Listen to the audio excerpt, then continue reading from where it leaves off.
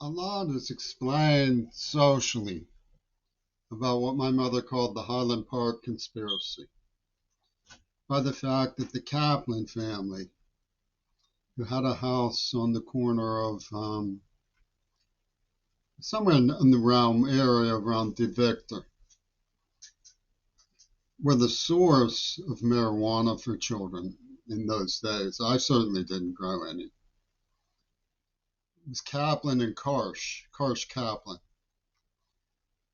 who pushed marijuana on me to help Watmaker set me up to prosecute me for his Zionist script when they pretended to find it. He was an Attica State Prison psychiatrist, and his sons used a neurological implant on me because, as Charles Kirshner and Sons put it, I was under the too good principle.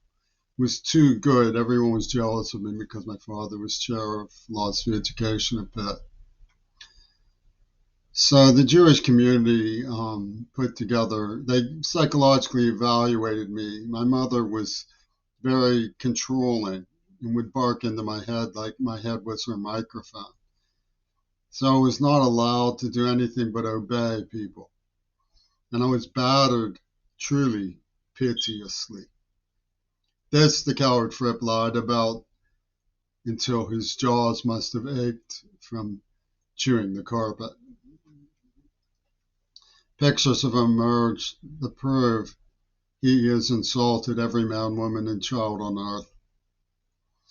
The impingements, as Greg Carl put it, from linguistic anthropology of the Godspell pornographers who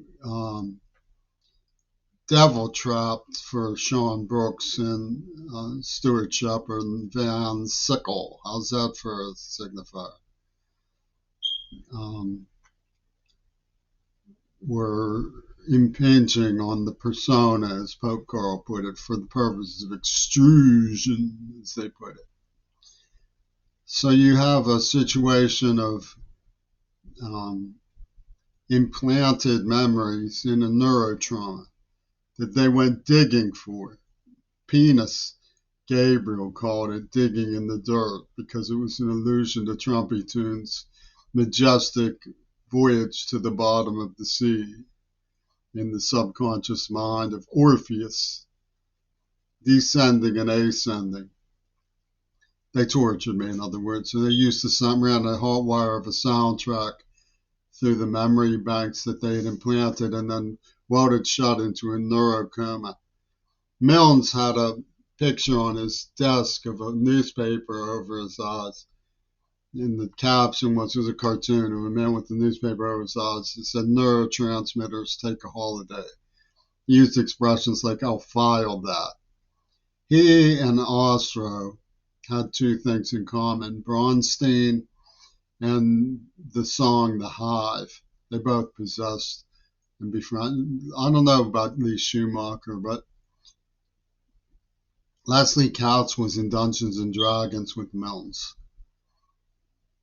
And, I remember someone had given me some LSD, I believe, or I had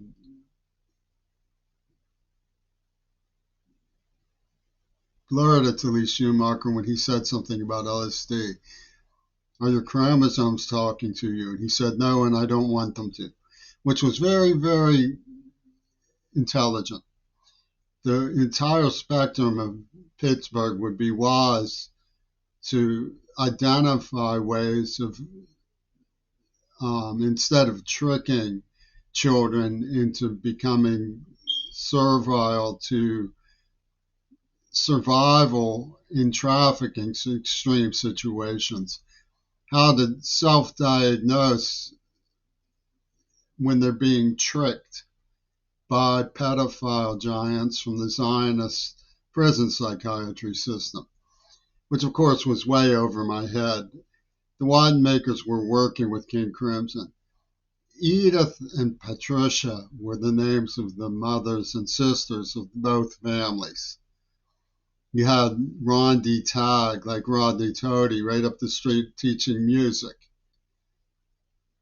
And of course, Fripp appears like a Tive on his birthday picture on the Necromancer Guide to False Consciousness. And they both dropped their picks. You see, the pick was missing from the Swiss Army knife that Toon Todd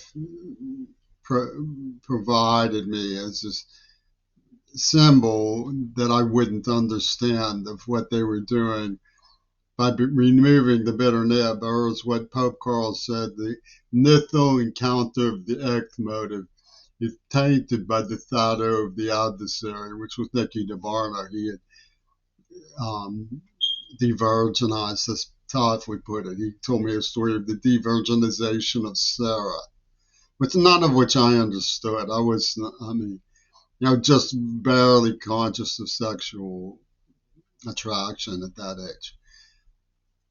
And but DD was the explanation that the Licky Chops gave for going along with pornographic genocide.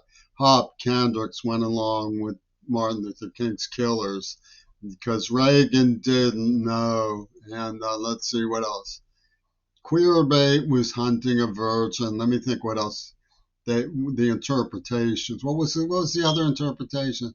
Oh yeah, he crossed the Louis line with the Indian girl who seduced him without telling him of her legal marriage of convenience to get her across the border, so her Indian confederate could study Zuclier with Weasley's gang. And McFerron, how's that for a name? McFerron. Farron. I mean, there's a whole lot of juice in that one. You can go after that one. McFerron. Who did it? McFerron. Don't know who.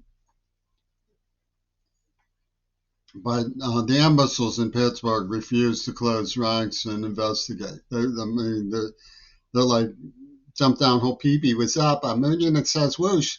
Jimmy has a carrot. Jimmy has a carrot. He's going to get you. And that's what they have from Westmoreland. All the girls from Westmoreland think, that's so funny. That's so funny. Yeah, it happened with Twisted Ankle Louie at Ambler. He spread a rumor that I was a devil worshiper. Don't laugh. And everybody started laughing because they found out that the devil worshiper they were hearing about was Jimmy Curry. But you see, they implanted a neuroplasm to try. And when I think about what they tried to do with that frozen coma, what they tried to do is so surrealistically horrible that I hate them. And I hate you for going along with it to the point where it became, in their view, justified for Seattle to start poisoning me in the mouth, giving me Parkinson's in the heart. Why would you sit still for something like that when you realize it's an absurdity? Well, they Svengali'd the idea through mysterious Chinese Gordon tactics. Over here, we impinged thusly. Over there, thusly we impinged.